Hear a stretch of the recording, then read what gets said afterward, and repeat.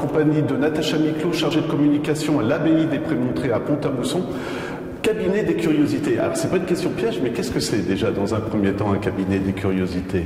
Un cabinet de curiosité, donc c'est très en vogue voilà, au XVIIIe siècle donc c'est cette pièce qui va regrouper tout un ensemble d'éléments de curiosité. Alors dans sa version du XVIIIe siècle, on a beaucoup quand même tout ce qui est lié à la nature, aux insectes, aux animaux, et puis après effectivement c'est tout un ensemble d'objets liés à l'astrologie par exemple, voilà, qui va composer un cabinet de curiosité. Après il est propre aussi à chacun et à ses propres intérêts.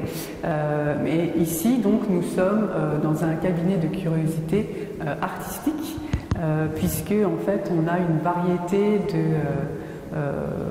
techniques qui sont regroupées par le biais de 11 artistes. Voilà. Alors dites-nous un petit peu ce qu'on peut découvrir. Il y a de la sculpture, de la peinture, il y a d'autres choses aussi.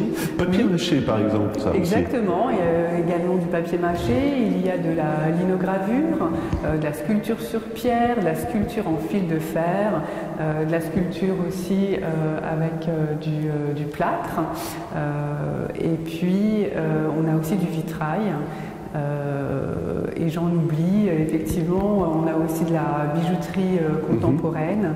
Voilà. Je ne sais pas si on dit des poupées aussi, je ne sais pas trop. Alors effectivement, voilà. On a aussi les créations de Sarah Van Den Bleek, qui sont donc tout un univers de poupées faites voilà, avec de la couture en céramique et également de la peinture. Et voilà, elle crée des petits mondes, aussi bien voilà, cabaret, cirque, qui donc évoquent l'imaginaire aussi, qui fait appel à l'imaginaire. Alors je le dis toujours quand je visite des expos, c'est aussi des hommages aux galéristes, parce que finalement 11 artistes, c'est pas facilement évident de faire cohabiter leurs univers, et là on voit qu'il y a quand même une unité, ne serait-ce que sur les couleurs ou des choses comme ça. Alors, et pourtant, c'est quand même des artistes voilà, qui ont une création artistique complètement indépendante. Et on a réussi effectivement à les regrouper autour d'un même thème qui est donc lié à l'enfance et à l'enfant qui sommeille en chacun de nous. Et voilà, ça va évoquer effectivement donc la maternité, aussi la condition féminine, la binarité féminine, masculine, le rapport à son corps, et en fait beaucoup de problématiques qui voilà, sont évidentes pendant l'enfance, l'adolescence, mais finalement qui ne nous quittent jamais. Voilà, donc finalement c'est effectivement une unité qui s'est créée autour de ces thématiques avec ces 11 artistes. 11 artistes, est-ce qu'ils se connaissaient justement, ou est-ce que c'était le moyen aussi de les faire se rencontrer?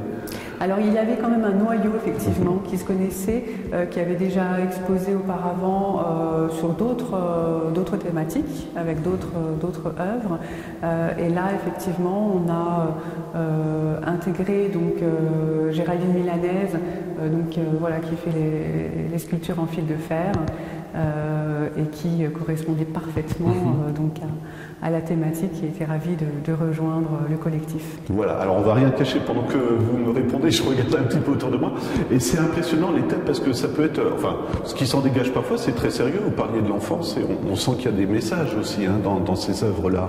Oui, effectivement, il y a donc le côté imaginaire, créatif, mais il y a aussi des thématiques qui sont plus sérieuses, voilà, qui sont après une introspection aussi. Et voilà, ça on laisse, du coup c'est le regard du spectateur et son vécu qui va faire que l'œuvre va lui parler ou pas et va toucher une émotion particulière On est effectivement beaucoup sur l'émotion et les spectateurs, les visiteurs qui viennent nous font part effectivement de leur ressenti, et c'est une exposition finalement qui est assez touchante comparée à d'autres expositions qu'on est amené à faire. Voilà, c'est original en ce sens-là. Créativité aussi, hein, parce qu'encore une fois, je suis en train de regarder, je réalise la sculpture d'une maman, j'imagine, le ventre très symbolique aussi, hein. Puis finalement, les pieds, évidemment, pour se déplacer, on découvrira l'image, mais c'est, voilà, des fois, je me dis, les artistes sont trop forts, quoi, tout simplement. Ouais, ils arrivent à véhiculer des choses, effectivement, ils arrivent à mettre en sculpture des pensées, des mots, des idées, et la particularité d'Angélique Jung, qui a l'initiative d'ailleurs de ce collectif, de cette exposition, qui sculpte sur la pierre, a l'originalité aussi de peindre la pierre. Quelque chose qui aujourd'hui est un petit peu, je ne dirais pas polémique, mais qui ne se fait pas trop. La pierre reste à l'état brut, et elle cherche quand même à raviver la pierre, et en fait des choses qui se faisaient quand même au Moyen-Âge. C'est vrai. Voilà, donc dans les églises, les sculptures en pierre. Oui, c'est vrai. Tout à fait. Donc c'est vraiment passionnant, hein, parce qu'on peut faire un lien avec l'art classique, on va dire, et l'art moderne. Hein, oui, il y a des ponts, effectivement, à faire. Et en plus, Angélique aussi travaille une pierre locale. Ici, il s'agit de la pierre de Savonnières, mais elle travaille aussi la pierre de ville. Voilà, elle a aussi un ancrage local et une volonté de rester sur son territoire.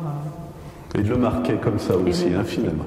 Un artiste, c'est intéressant, vous m'avez fait la remarque, moi je disais c'est des pièces de récupération, et vous m'avez dit attention, c'est pas ça, c'est pas forcément ça en tout cas. Alors on parle effectivement d'Antoine Weil, qui fait de la sculpture avec un assemblage d'objets du quotidien.